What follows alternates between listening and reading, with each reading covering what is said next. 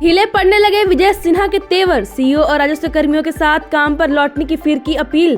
बिहार में अंचल अधिकारियों राजस्व अधिकारियों की हड़ताल से अंचलों में जमीन से संबंधित काम प्रभावित हो गए हैं। इसी बीच डिप्टी सीएम मंत्री विजय सिन्हा के तेवर अब ढीले पड़ते नजर आ रहे हैं। उन्होंने बुधवार को एक बार फिर हड़ताल पर गए सीईओ राजस्व कर्मियों से काम पर वापस लौटने की अपील की है। उन्होंने यह भी कहा कि अगर वे हड़ताल खत्म करते हैं तो इससे सकारात्मक संदेश जाएगा और सरकार के साथ बातचीत का रास्ता भी आसानी से खुलेगा।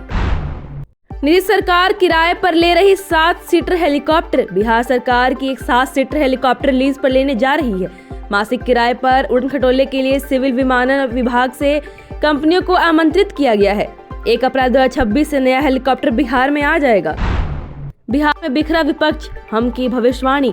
हिंदुस्तानी अवाम मोर्चा ने कहा कि बिहार विपक्ष पूरी तरह से बिखर चुका है। पार्टी के मुख्य राष्ट्रीय प्रवक्ता श्याम सुंदर शरण ने विपक्ष पर हमला बोलते हुए कहा कि मंगलवार को विपक्षी बैठक ने यह स्पष्ट कर दिया कि उनके बीच ना तो भरोसा बचा है, ना ही कोई ठोस रणनीति। राज्यसभा चुनाव से पहले विपक्ष की तथाकथित एकजुटता की सच्चाई सबके सामने आ गई है। प्रशांत किशोर का तीखा हमला। जनसुराज सदर प्रशांत किशोर ने सीएम नीतीश कुमार पर तीखा हमला बोला है। पीके ने कहा कि नीतीश कुमार जाते जाते अपने बेटे के लिए राज सिंहासन की व्यवस्था कर गए हैं, जबकि बिहार की आम जनता गरीबों के बच्चों के लिए कोयम्बटूर, गुजरात तथा पंजाब में मजदूरी करने के लिए छोड़ रहे हैं। नीट छात्रा मौत केस में मनीष रंजन को जमानत नहीं। नीट छात्रा की मौत के मामले में शंभू हॉस्टल के मालिक संचालक मनीष रंजन को जमानत नहीं मिली। पॉक्सो केस में सीबीआई केस से जुड़े दस्तावेज लेकर पहुंची थी। हालांकि पटना पुलिस कह चुकी है कि उन्हें मनीष रंजन की जरूरत नहीं है। मनीष रंजन के वकील ने जमानत की मांग की, जिसका विरोध पीड़ित परिवार के वकील ने किया।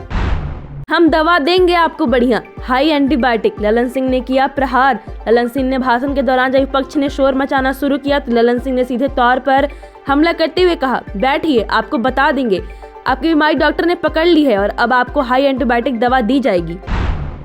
गैस सप्लाई पर सरकार की निगरानी, कालाबाजारी पर सख्त होगी कार्रवाई। सम्राट चौधरी। बिहार के उप मुख्यमंत्री सम्राट चौधरी ने कहा कि केंद्र सरकार ने गैस सप्लाई पर साफ दिशा निर्देश जारी कर दिए हैं और किसी भी तरह की कालाबाजारी बर्दाश्त नहीं की जाएगी। सम्राट चौधरी ने कहा, भारत सरकार ने स्पष्ट गाइडलाइन जारी की है। अगर कोई भी ब्लैक मार्केटिंग में शामिल पाया गया तो सरकार उनके खिलाफ सख्त कार्रवाई करेगी। हम पूरी कोशिश कर रहे हैं जनता से सभी सुविधाएं मिलती रहे। असम में चुनाव से पहले आदिवासियों की राजनीतिक गोलबंदी में जुटे सीएम हेमंत सोरेन। असम में विधानसभा चुनाव की आहट के बीच झारखंड के मुख्यमंत्री और झामुमो अध्यक्ष हेमंत सोरेन आदिवासियों की गोलबंदी के आधार पर राजनीति का एक नया कोण बनाने की कवायद में जुटे हैं। इसी कड़ी में उन्होंने मंगलवार को असम के विश्वनाथ जिले के एक विशाल जनसभा को संबोधित करते हुए चाय बागानों में काम करने वाले लाखों आदिवासियों की पहचान, सम्मान और उनके अधिकारियों का मुद्दा जोर शोर से उठाया है। एलपीजी सिलेंडर की कीमतें में वृद्धि अस्वीकार्य, हम देंगे धरना। मंत्री इरफान अंसारी। झारखंड सरकार में मंत्री इरफान अंसारी ने एलपीजी सिलेंडर की कीमतों में इजाफा किए जाने पर आपत्ति जताई। उन्होंने कहा कि इसका सीधा असर आम जनता पर पड़ेगा, लेकिन अफसोस की बात है कि सरकार को मौजूदा समय में इससे कोई असर नहीं पड़ रहा। उन्होंने बुधवार को समाचार एजेंसी से बातचीत में कहा कि हम आने वाले दिनों में एलपीजी सिलेंडर की कीमतों में दर्ज किए गए इजाफे के विरोध में व्यापक स्तर पर विरोध प्रदर्शन करेंगे। लालू परिवार करीबी पूर्व विधायक पर ईडी का शिकंजा। बिहार में अवैध बालू खनन और मनी लॉन्ड्रिंग मामले में ईडी ने बड़ी कार्रवाई करते हुए राजद के पूर्व विधायक अरुण यादव और उनकी पत्नी विधायक किरण देवी के खिलाफ पटना के विशेष पीएमएलए कोर्ट में चार्जशीट दाखिल की है।